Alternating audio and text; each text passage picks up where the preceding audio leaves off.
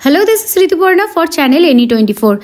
Assam University is the result of an intense movement. On May 19, while speaking on the topic of harmony and integration at Assam University, Prashant Chakrabarty, the General Secretary of the Bengali Literature Society, made this remark. Following this, the comment sparked intense reaction not only on social media but also in society at large across the entire Borak Valley.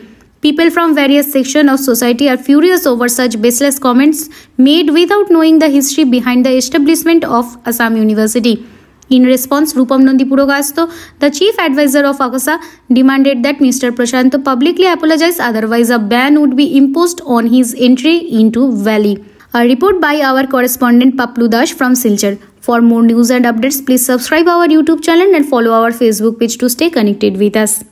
এখনো আমরা তদবির করছি বিশ্ববিদ্যালয়ের বইটি প্রকাশ হোক এবং যদি প্রকাশ না হয় তাহলে এভাবে আজকে এই নেতা আজকে সেই পাখি নেতা এসে বলবেন এই কৃতিত্বের দাবিদার অসম আন্দোলন এর মুটেই না এই সেই সময়ের এজিপি সাংসদরা ডাকে দাঁত কামড় মেরে এই বিলের বিরোধিতা করা জমি না দেওয়া প্রত্যেকটি কাজ যা করতে সুচারুরূপে ওনারা করেছিলেন অগপর সময়ে আমরা কোনো জমি পাইনি সেই ইতিহাস ভুললে আমাদের চলবে না আমি অধ্যাপক প্রশান্ত চক্রবর্তীকে হুঁশিয়ারি করে জানিয়ে চাই বরাক উপত্যকা নিয়ে এভাবে কথা বলবেন না যে আসাম বিশ্ববিদ্যালয় না বলে বলছেন অসম বিশ্ববিদ্যালয় নামকে বিকৃত করছেন এই অধিকার আপনাকে কে দিল